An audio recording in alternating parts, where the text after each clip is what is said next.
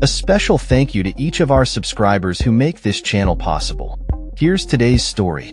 In a landmark legal battle, Dr. Victoria McCloud, the UK's first and only transgender judge, is set to take the government to the European Court of Human Rights in response to a recent Supreme Court ruling that has sparked intense debate over the definition of womanhood and biological sex.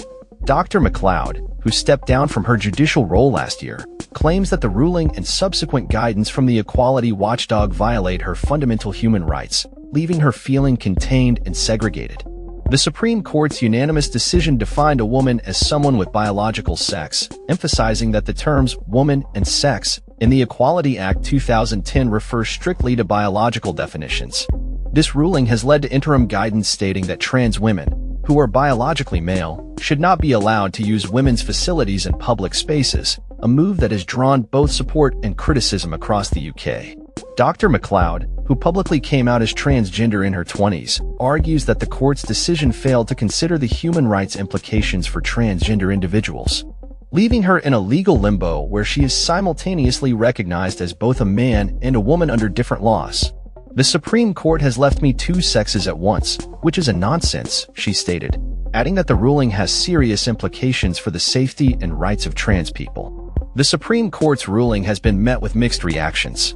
While some campaigners view it as a necessary clarification of the law, many trans activists and allies argue that it excludes trans individuals from public life and fails to recognize the complexities of gender identity.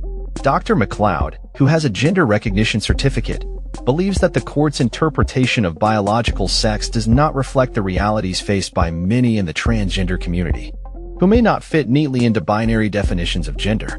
"Trans people were wholly excluded from this court case," she lamented, noting that her request to present evidence was denied. As the legal battle unfolds, Dr. McCloud and her supporters are preparing to challenge the Supreme Court's ruling in Strasbourg, seeking a declaration that the UK government's actions violate her human rights. The implications of this case extend beyond Dr. McCloud's personal experience. They touch on broader societal questions about gender identity, the rights of transgender individuals, and the interpretation of equality laws in the UK. Critics of the ruling, including trans activists and human rights organizations, argue that it sets a dangerous precedent that could further marginalize an already vulnerable community. They contend that the ruling fails to account for the diverse experiences of trans individuals and the complexities of gender identity, particularly in relation to non-binary and intersex individuals. The ongoing debate has also sparked discussions about the need for more inclusive policies that recognize and protect the rights of all individuals, regardless of their gender identity. As the legal challenge progresses, the conversation surrounding gender, rights, and the law in the UK will undoubtedly continue to evolve, with many watching closely to see how this case unfolds. Dr. McCloud's fight for recognition and rights highlights the ongoing struggle for equality faced by transgender individuals and raises important questions about the nature of identity, law, and human rights in contemporary society. That's all for this story.